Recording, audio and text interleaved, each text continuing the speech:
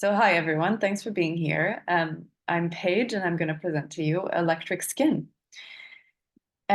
So electric skin was born actually out of a biodesign challenge sprint. It was the Google collaboration, which was titled Redesigning Electronics. And my team and I all applied to participate in this challenge, and we were kind of smushed together into this team. And it turns out we worked very well together. So what we're developing is what we're calling a self-powering material, beautiful, growable, compostable. Um, and we have a lot of different ways to describe it. And it's been hard for us to kind of fall on a catchphrase that kind of says it all. But we're experimenting still, and you'll see a lot of it. But so there's four of us. We're Nada, Catherine, Sequoia, and Paige. And in the biodesign sprint, we came across a science article. The Mud is Electric, it was called. And it told the story of scientists who discovered Geobacter Sulfurreducens, and specifically its really incredible mechanism to create proteins that generate electricity. So here's the bacteria, and it turns out that they're found everywhere, from the bottom of the sea to backyard ponds. As long as it's in anaerobic conditions, it's likely that you'll find Geobacter sulfurreducens. What's really special about this bacteria is it creates these tiny little protein threads. They're actually called pili. Some of you may know about it. And what it does is it's called sulfurreducens because it reduces sulfur reactions, basically. So it kind of creates these tiny protein threads so that it can eat the metals in the soil. It'll zap the metals so that it can metabolize them. It's a process called electron transfer. And another way to call it is hygroelectricity. It's actually been likened to micro lightning. Oops. So this type of electricity only happens when there's a humidity gradient, and that's what we're trying to work with at Electric Skin. So why partner up with bacteria to divert energy issues? Well, while we were doing kind of the brainstorming of, all right, what are we going to do? Why are we going to redesign electronics? What's the real issue here? Well, the energy industry is behind everything that we do. It's literally, to power your phone, to light the streets, it's everywhere. And actually the whole system is fairly unsustainable. To power our electronics, we need to mine precious metals, and then to assemble everything, there's a lot more that goes into it, PCB boards, etc. I mean, I'm not going to make a map of all of that. We're pretty aware of all these issues. And then at the end of life, there's e-waste. We have our electronics that end up in massive piles, probably in third world countries, far away from our eyesight. And both processes from the beginning to the end kind of degrade our landscapes for generations. Even solar panels, our clean energy solutions, are ending up in piles of e-waste. And actually, as we move away from fossil fuels and towards clean energy, we're having to extract much more lithium and cobalt and zinc. And that's going to lead to more and more mining and more e-waste. So what we believe at Electric Skin is that our energy future is grown, not extracted. Or another way to say that could be our electronic future is grown, not extracted. So I'm zooming back in on Geobacter sulfurreducens. Again, it has micropili, little proteins that we're going to be working with. This is what they kind of look like in the soil and when we're kind of forming a mesh here. That's what we want to achieve at Electric Skin. This pili has been used. We did a little deep dive into like what's the research around Geobacter sulfurreducens. And the first thing is it's used a lot in bioremediation because of its ability to kind of use these proteins to eat metals in the soil. It's being used extensively to clean soils all around the world. But it's also being used already in microbial fuel cells for bioenergy, and biosensors. One of the best ways that you might see this is the mudwort. That's something that you can buy over the internet, probably on Amazon. And it uses these exact bacteria to light a little LED. You can actually test it out yourself, and grab soil from your backyard pond and kind of put it in there between two kind of mesh electrodes and recreate the exact same process. If you wanted to go a little bit further with experimenting with the low-tech applications of this, there's this incredible Ars Electronica PDF that's open source, where a lot of artists have explained how they're experimenting with this kind of process as well. It's called Building a Microbial Fuel Cell, Designing for Open Source, and I really recommend looking into it if you wanted to test out this kind of energy as well. But so we all met during the Biodesign Challenge, and we thought this was really, really interesting. And I'm going to show you what we designed very soon. But the first thing is that we actually got in touch with the university, UMass University, which is where a lot of this research started happening. Derek Lovely is the scientist who kind of first really identified what was going on with the Geobacter and some of the reactions he was seeing in the soil. And what they did basically at UMass is that they took the bacteria and they grew it. And then they grew it in big bioreactors, and then they extracted just the proteins. And what they then did is they dropped these proteins on a little glass slide between two electrodes and started understanding that just with the proteins, they were measuring current. And of course, then working with Yun Yao, who is an electrical engineer, they assembled several of these little devices together and they lit an LED. So they proved that by just using proteins, you could light a little lamp. We thought this was fascinating, of course. And the issue here is that we have to figure out the mechanism. Why does it work?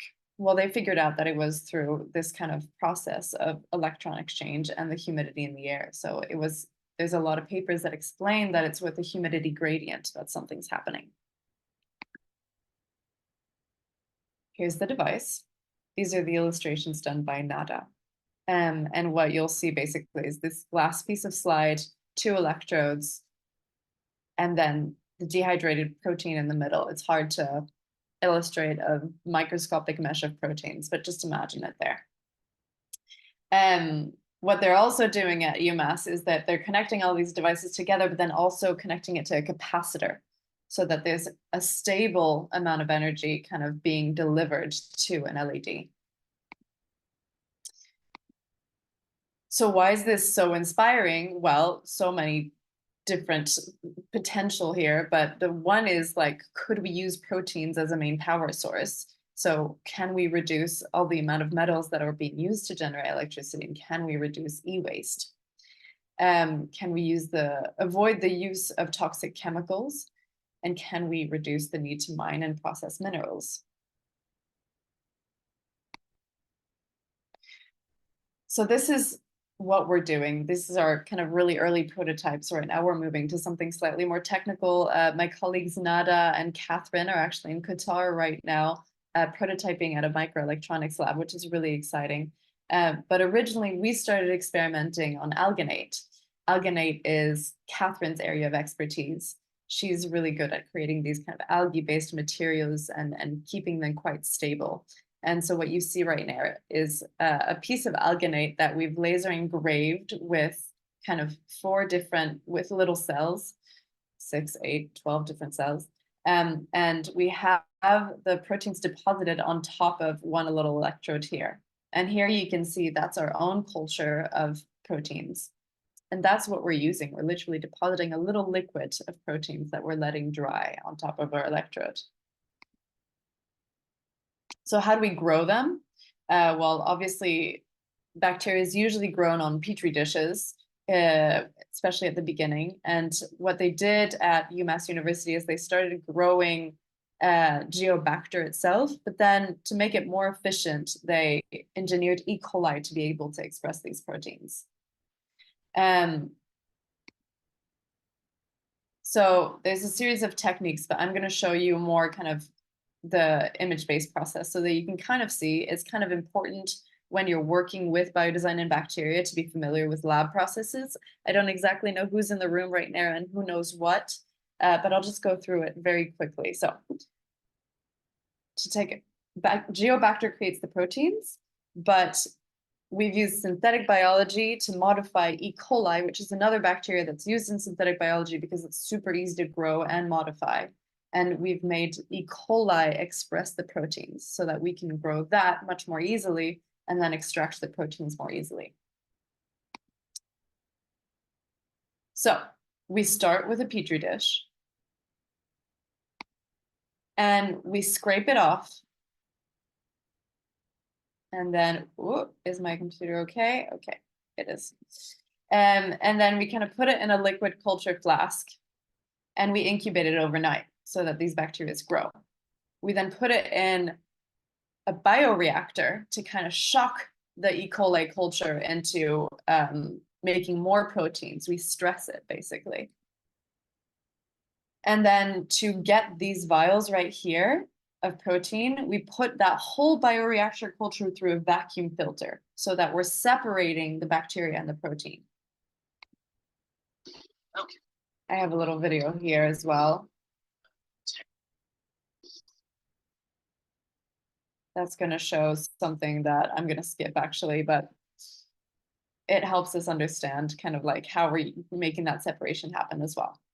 Okay, so here's now Sequoia kind of making sure that she has the right protein. And what we have to do basically is use a spectrophotometer to see what concentration of proteins we now have at the end of the liquid. And you have to do that every time because until you have the right lab process that's very efficient and proven over and over again that it's creating the same concentration of protein, you're not sure of what you have and you're not sure of whether or not you're going to be able to create electricity.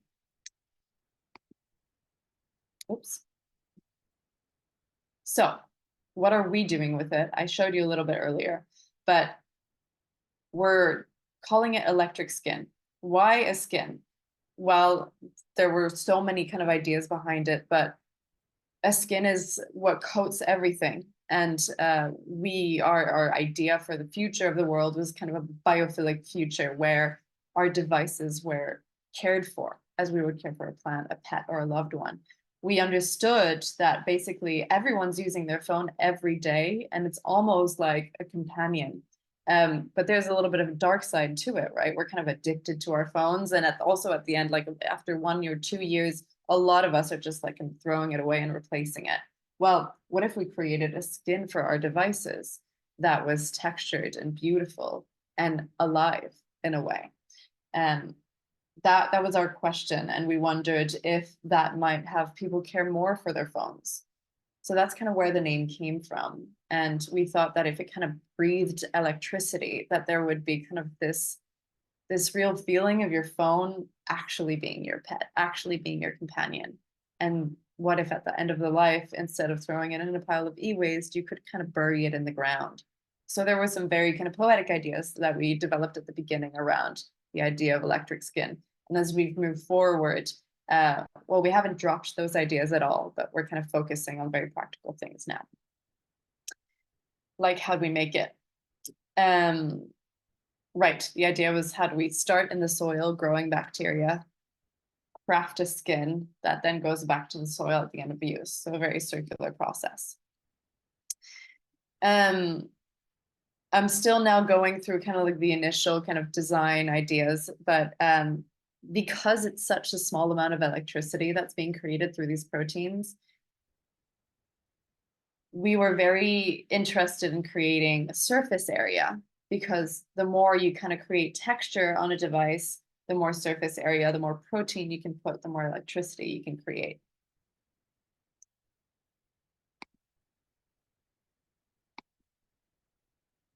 So we're using calcium alginate sheets that Catherine's making. And the particularity of this material is that it's hydrophilic actually. It's got an adjustable hydrophobicity, which is a hard word, but what that means is that depending on the materials that you add to alginate, you can kind of tune whether or not it's going to absorb the moisture in the air or not. And what we're finding is that this is an incredible base material for these proteins because it's helping us kind of amplify the reaction that would happen as opposed to on other materials. So this is kind of like just the testing. What you're seeing right now is actually kind of big jars with a bunch of different materials inside of it, plus alginate. And so we're kind of figuring out, does charcoal or graphene help the conductivity of the material? Does it not? And so here's some of our experiments, some sheets that you're seeing here. That's what it kind of looks like at the beginning when it's like less dry, and then the more it dries, the more you have kind of like a bioplastic looking sheet that's actually really resilient, again, depending on what kind of material you put in there. It's a flexible substrate that's also conductive on its own, as you can see by the measurement here on the multimeter. So alginate's currently been used in a lot of different ways, specifically in the biomedical industry. It's being used as an alginate hydrogel for controlled drug release systems in molecular gastronomy, for spherification, for wounds. There's a lot of different kind of applications for this material already, and those are also the applications that might be interesting to us in the future. So it's got these different things. It's porous, it's hydrophobic, philic, it's got surface tension, adherence. Actually, it's got an adherence that we've got to fine tune, because when you're dropping the protein nanowires onto the material, you want to make sure that they stay there, that they don't move, that they're not easily scratched off. So one of the things that we're exploring is plasma etching for kind of making the surface very adherent. And then we also want to be playing with conductivity. So the circuits then we etch onto the material have to be made of different kind of metals. We want to explore graphene because it's such an abundant material that's also compostable. But the reality is that the kind of difference in minerals that we use might actually help us amplify the electrical output. There's a lot still to be researched here, but what's for sure is that at the beginning we were experimenting with silver pens, and that of course the humidity in the alginate was corroding this. So there's a lot of kind of hacker issues that we had at the beginning because we didn't have access to excellent labs, and we were just doing this, with our own kind of pocket money. There's a lot of issues that we found out and that we published in a toolkit actually on our website. I'll tell you more. But here's what kind of our base toolkit looked like. We're playing with humidity in the air, so we need a hygrometer to see what we're playing with. Actually, when we did tests in Barcelona, we got so much more voltage than we did when we were playing with it in Arizona. We need a multimeter to measure the electrical current, and we need our little alginate sheet.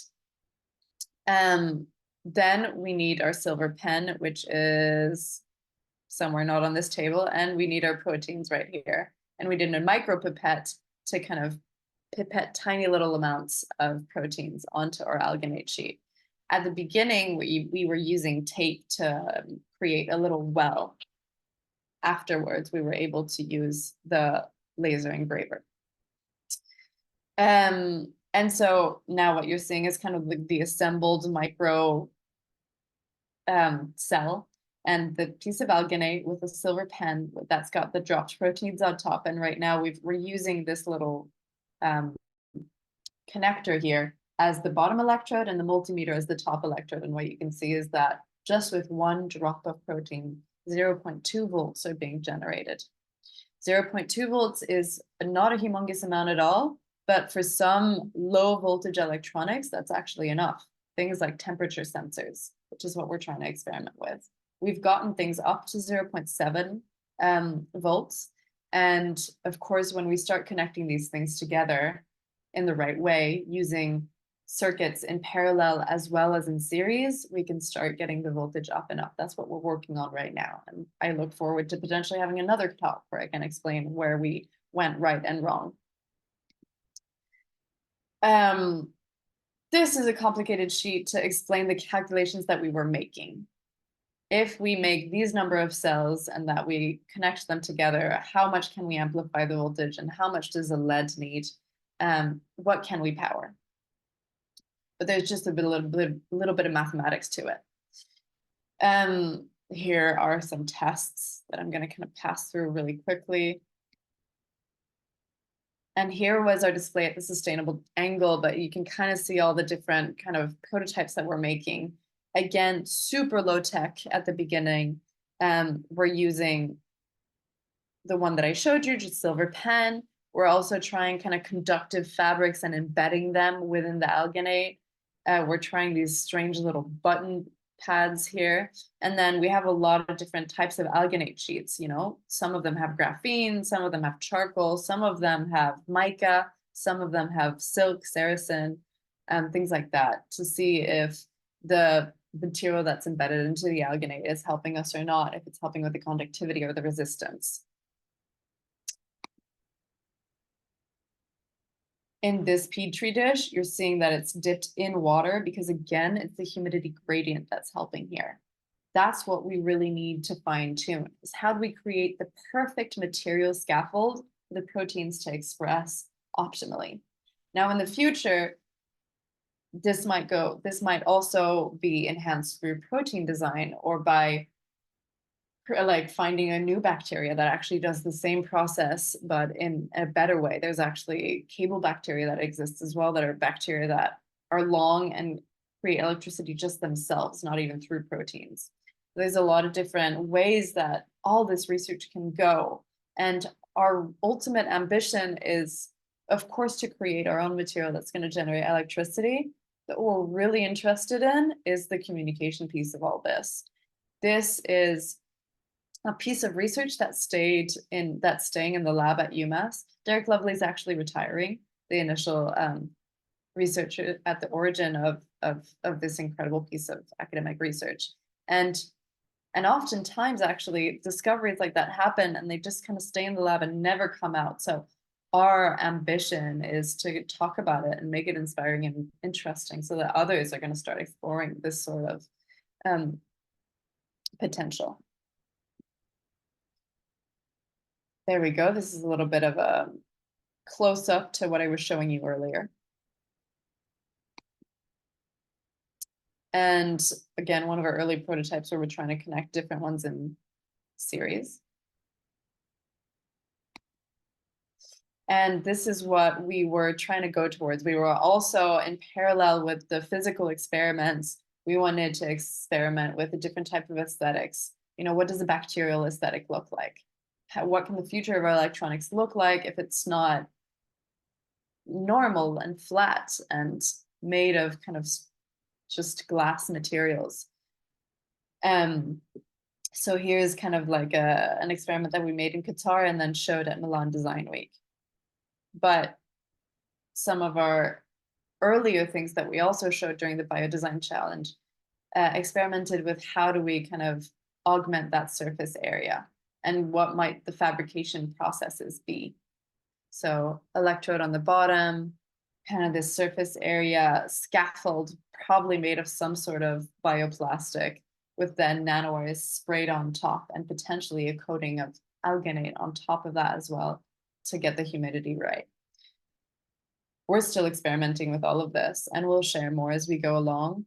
But at this point, the research has been done and it's really a design issue. How do we assemble the kind of base layer and the materials to create the right output? And how do we make this beautiful as well? There's a close-up of like the hidden surface area, but there's 1,000 other ways that you can augment a surface area in a small amount of space. And then here was a later kind of render of what an electronic might look like if it was powered by electric skin. And to us, it's really important to kind of tell that story through renders and objects. So much of biotechnology is unsexy and complicated and hard to understand for the general public. And again, what we really want to do is kind of inspire people and make sure that people are dreaming of what the future of electronics might look like. And we want to show that. So to reiterate, we want to start a research community. We believe that this idea has to get out of the lab and into the hands of the bio community or any designer who's interested in this avenue. And we've created a toolkit that we've posted on our website, electricskin.org. And it shows a lot of what I've shown you today. It shows a lot of our mistakes. It shows the patents that are that have hold of this research, and the further ideas of the further avenues. There you can go. You can see a few samples of pages here. And that's our little stand at Milan Design Week. But you can visit us on Instagram. We've been featured in the zine recently. We have a Discord channel that we're just about kind of setting up, and a LinkedIn and a website. So that's where you can hear more about us. And yes, that's it.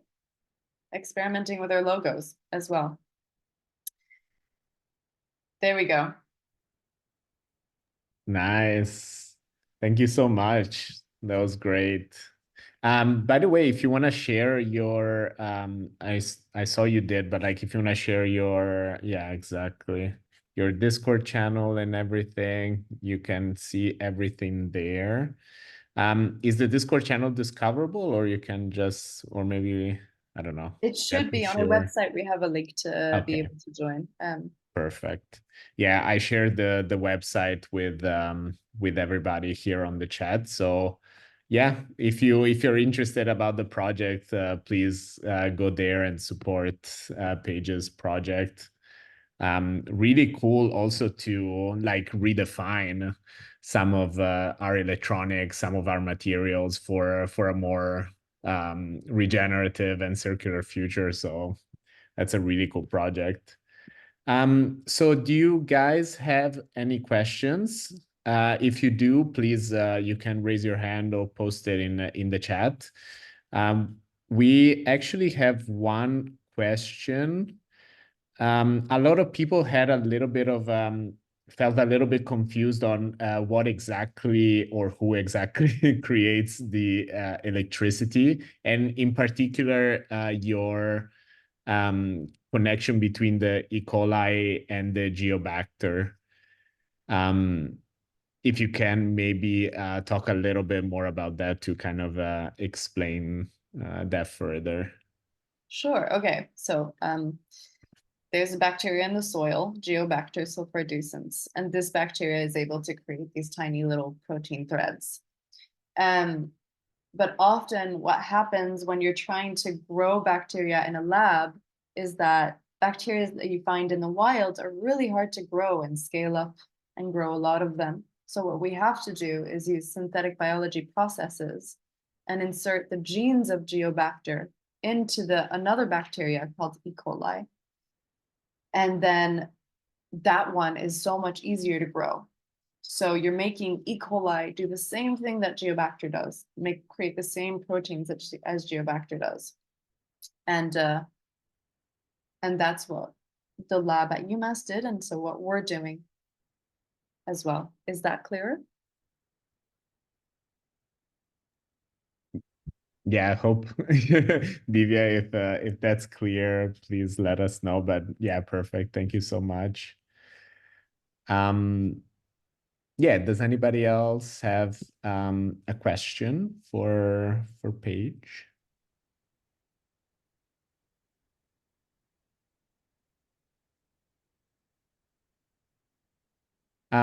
If not, maybe I can actually ask one.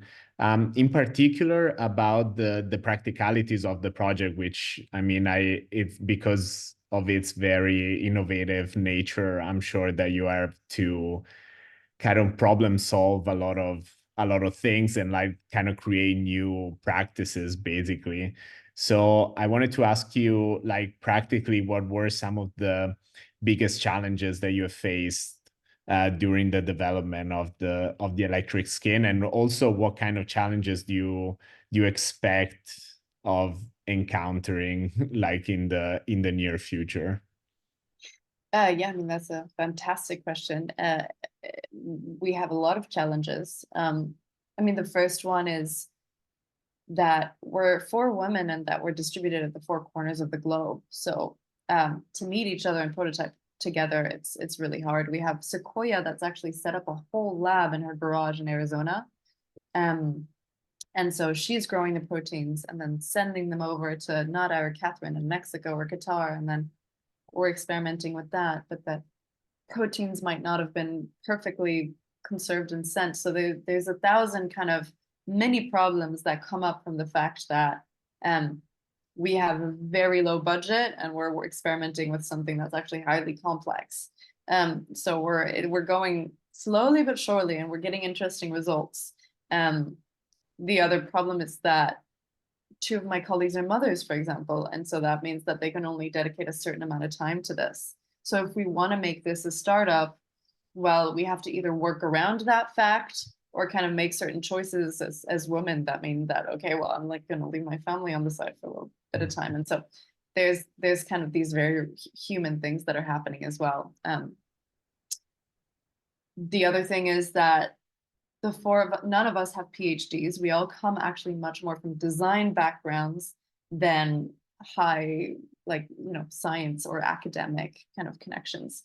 And so if we want to fundraise in the future or soon, which we do, we have to go through a different set of hoops. And there's actually kind of less legitimacy when you don't have a PhD on the team or when you're not connected to a university.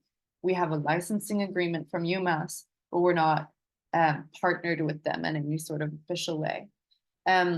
So that's another issue that's interesting to kind of talk about, because maybe in this community there's a lot of designers and maybe a lot of them are in the same situation as us. So one of the ways to palliate that is to actually craft kind of real partnerships with university settings. We've also had to find very creative ways to access the equipment we need, either by buying secondhand on eBay or by, well, I'm currently involved in an opportunity that I can't actually talk about, but that's what you'll be able to see in September. But that's how we're accessing kind of like a microelectronic lab at a university that's allowing us and giving us mentorship, because we also don't have an electronics expert on the team. So we're kind of looking at YouTube videos to understand, how do electronics work and how do we connect a circuit and how do we kind of overcome this weird challenge that we're having with the multimeter that we don't understand. And so this is happening in a very, very kind of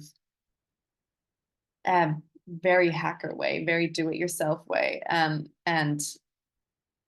there's going to be 1,000 more challenges attached to that. So yeah, that's the first thing. But we were very fortunate to, that's something that I did mention at the beginning, but the logo is that the first piece of funding that we got, and that's also another really interesting thing for this community, was through the Worth Partnership Project. It's a design grant by the European Commission, and we received 20,000 from them, which allowed us to buy some of this equipment. And so I think, at least in our reality, and if you're working on a project that's high tech, biotech, and you need to kind of get that initial piece of funding, some of the smaller design grants or smaller competitions are going to get you the amount of funding that can get you to prove at least something, a prototype that you can then use to fundraise further. Yeah, thank you so much, Paige. That's super helpful. And I'm here for the hacker attitude. I think it's really inspiring, especially for the people here, because I think a lot of us are working on our own projects, or at least thinking of doing so. And, having those thoughts of how am I going to fund this? Can I get support? Can be really daunting. So it's really motivational to hear, you know, that you can keep going. There's always another way, and to just seek out that support, and to not give up. So thank you for that. We have another question from Divya that I wanted to highlight. So she says that you mentioned that there are a lot of use cases that you pointed to in the white paper. And she wants to know, have these projects been scalable so far? And then I think a follow-up question is it possible to utilize this bacteria for generating electricity for a whole factory or even the entire city? So basically, I think Divya is asking, how big can we go with this? Yeah. And so it's really great question, obviously. I mean, that's what the question is, right? Like, can we actually use this to generate the power we need? We thought this was really interesting because actually it's not using the bacteria, it's using just the proteins. That's why we thought, this could actually be scalable. Now, when you're using a mudwort, that tiny little do-it-yourself kind of thing that I showed you, you're using the living bacteria. And a lot of artist projects are using this, and that's not particularly scalable. There's an incredible project actually in Barcelona called Bioo, B-I-O-O, that I think we mentioned in our toolkit, that's using the living bacteria to light up cities. And so they found a way to make it scalable enough that you can put in a tiny, small amounts of light and kind of light up a walkway in a city and things like that.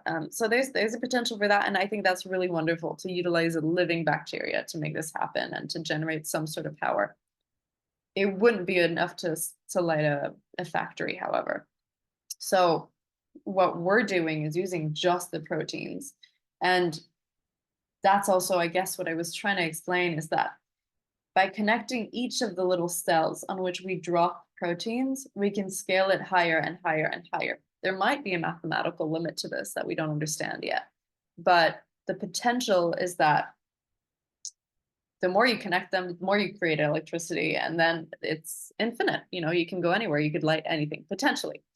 And that's also why we're talking about this concept of surface area.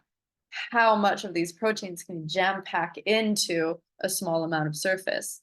If you were to just kind of cover this in proteins at a small level and just like all over just very, very large surface area, then maybe you could power a phone.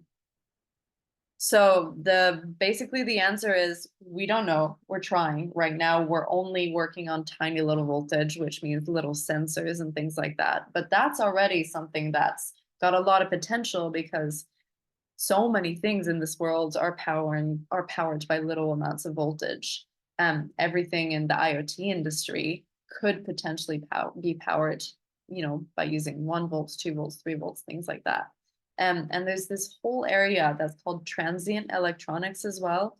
There's a lot of ways to power them, but we think proteins could actually be one of the most scalable and stable ways to do it. Hopefully I didn't ramble too much. No, that was great. And Divya, I hope that answered your question. I love this idea of having a living phone, actually. I would love to see a speculative design project around this and see how far we could take it, treating it like a pet or something like that. So yeah, I think that's a really cool thought. We have a couple more questions that are coming in, and I think this one by Brittany is pretty important. They asked, do you have any tips for how people who don't have a bio background can start projects like this? And I think this is a great question because I and Marco as well, of course, are kind of biased, but we really feel that incorporating nature, doing bio design is has huge potential for regenerative projects, for circularity, sustainability. So we definitely encourage people to have a look at biodesign projects and at least dig into maybe incorporating that in your own project. So yeah, Paige, do you have tips for people who don't have a biology background? Absolutely. I mean, that's the reality of three of us on the team. Nada, Catherine, and I do not have a biology background. And Sequoia's the only one that was trained in synthetic biology, and we're hugely dependent on her for everything that has to do with our lab processes. But that being said, she went to the lab, a community biolab in the Bay Area, to get mentorship herself for these processes. And I think in the US, especially, there's a lot of them, but in Europe and, in Berlin, there's definitely some.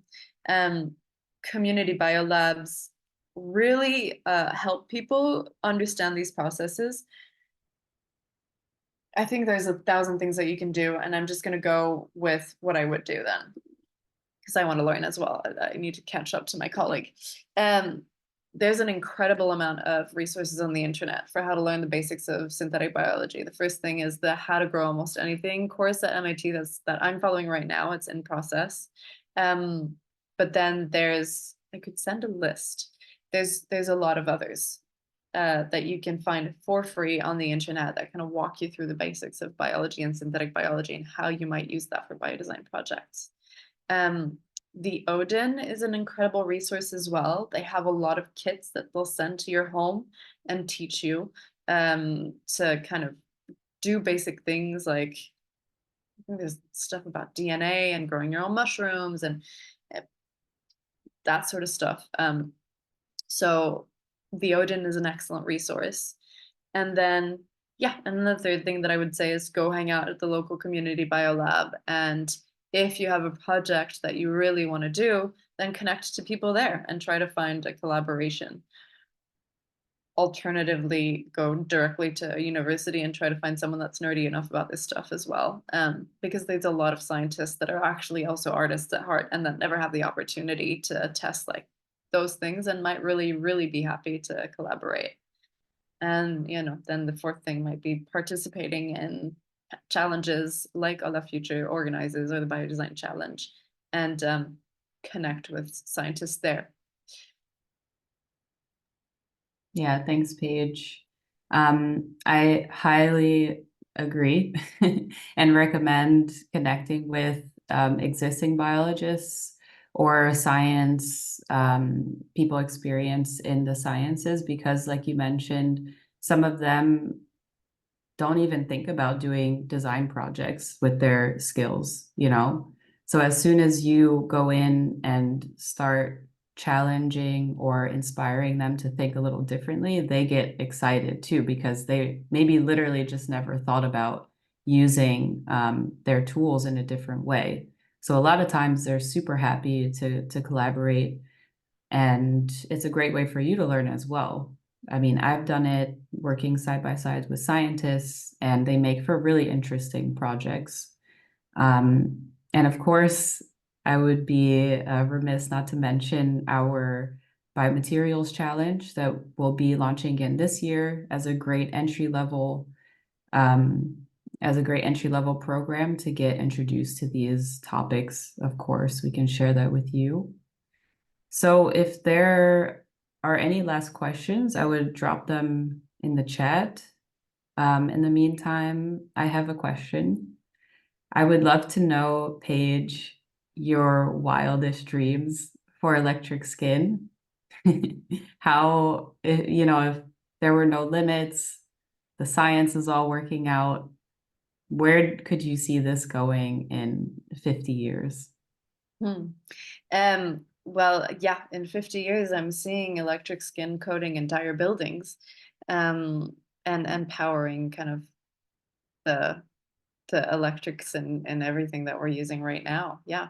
And we actually, I'm sorry I didn't put them in, but we have beautiful designs about that. Sequoia did a master's in what's it called? Let's just call it bioarchitecture. And so she's got incredible renders of how to play with that surface area to coat every buildings with electric skin. Wow. Buildings, that would be super cool. Yeah, that's amazing. Like the cool thing about working with very innovative projects is that you can really imagine the future that you want to live, and you kind of, yeah, slowly go towards it, like with your projects, with your research. I mean, someone has to start somewhere. And yeah, also there's a lot of really cool like research that is done by, you know, PhD students, or like peer-reviewed papers that just need like a creative person or a designer or a person that wants to like create these projects, that has the vision to just find a way to be used. You know, a lot of these research papers are there, but nobody ever looks at them until you have people, yeah, like you, that wants to do something different. And, you know, like a specific research is so perfect for their project. So it's really cool to work in this area, just because, yeah, you can imagine anything. It's really nice. Mhm. I think Henry had a question. Do you want me to read it, Henry, or would you want to ask it? I mean, I can ask it myself as well. I mean, I have a business or entrepreneurship background, and I mean, usually what students are advised to do is to find solutions to problems rather than problems to solutions. Now you have this super cool product. So how do you actually approach finding use cases and cool applications for this? Is there any process, or is it just discoveries now and then? Oh no, yeah. I mean, that's the crux of what we're also doing right now is now that we have an understanding of how this works and what the immediate kind of applications are just because of the voltage we're able to produce, we have to figure out, well, who needs this now? How can we enter the market? And because it's still at the early stages, you know, there's more research and also like scaling up of manufacturing processes that are so wild, right? Like it's assembling biology and electronics. So you have to kind of create a massive protein factory and then a microelectronics factory that's specifically suited for coating things in proteins. So, I mean, a tremendous amount of capital has to be injected to create this and make this kind of cost effective at scale, right? So, who's going to fund this? Well, people who need it the most. And so that means kind of taking a deep dive into all of the industries that use smaller types of electronics. And our kind of immediate ideas were, okay, well, the biomedical industry might be really interested because they're using kind of small devices that, you know, measure your temperature or the infections in your blood or things like that. And that's so crucial to human life that there might be people willing to spend a lot of money in that. And so it's a process of issue discovery and interviewing people in the field, and just kind of cold calling or reaching out into your network and trying to ask questions and saying, hey, not hey, you know, could you use electric skin? Like, hey, what are your issues today with what you're using? And then slowly kind of making a decision then, because you might actually figure out that there's 3 ways you could go, but you have to focus on one, because otherwise your energy's too distracted and you can't do that many things. But it's also a process of chance at the end of the day, you know, who have you connected with, and are they really excited in your project too? Yeah, thanks for that question, Henry, and thanks for the answer, Paige. I think there's one more question, or is this a comment? By Zenos, I think clean energy production could be one. Maybe this is a comment. Any last questions? Go ahead, I Paige. think Xenos is what you're saying is that there's a lot of ways to produce clean energy also with living organisms. And I think that's totally true. And I think we should battle on all fronts, right? I think that's also what we're seeing with electric skin is that there's tremendous potential in bacteria and in algae, in microorganisms in general to revolutionize the world of electronics and energy production. And that all of these need to be researched and developed. And so let's all. Mm-hmm. Yeah, thank you so much, Paige. I mean, this is an extremely important topic. If you don't know already, e-waste is a huge, huge issue, creating toxins that are leaching into our soils. So, I mean, I'm really happy Electric Skin is underway, and I hope to see it scale and enter the market because honestly, it's quite needed. Any last questions before we close? Speak now or forever hold your peace. Any last comments, Paige? And no, just thank you for listening. And just feel free to reach out if you're interested in this or have any other questions beyond this presentation that you think about later. And yeah, thanks.